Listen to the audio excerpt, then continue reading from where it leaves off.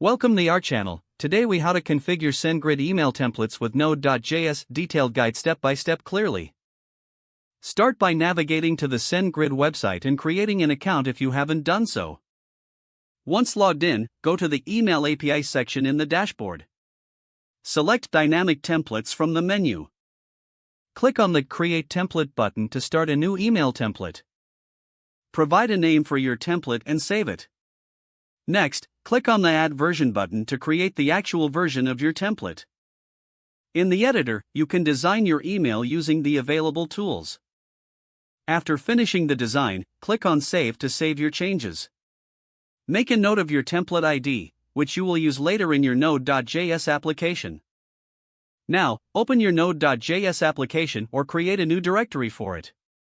Run the command npm init in your terminal to initialize a new Node.js project.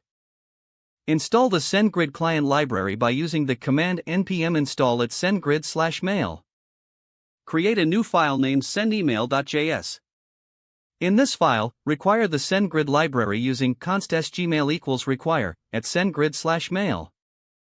Set your API key by adding sgmail.setAPI your _SendGrid_API key. Create a function named sendemail to handle your email sending logic. In this function, set up the email data, including to, from, template_ID, and dynamic_template_data. Be sure to replace template_ID with the actual ID from your SendGrid template. Add dynamic data to your email by including key value pairs in dynamic_template_data. Call sgmail.send email data to send the email. Use .then to handle a successful email send and .catch to log any errors. Add any additional logic you want, such as handling errors or logging successful sends.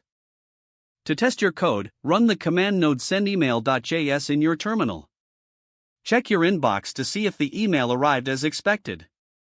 If you encounter errors, review your configuration and API key permissions. That's it. You have successfully configured SendGrid email templates using Node.js. If the page does not load, refresh the browser or try. Don't forget to like this video and subscribe to our channel for more step-by-step tech guides.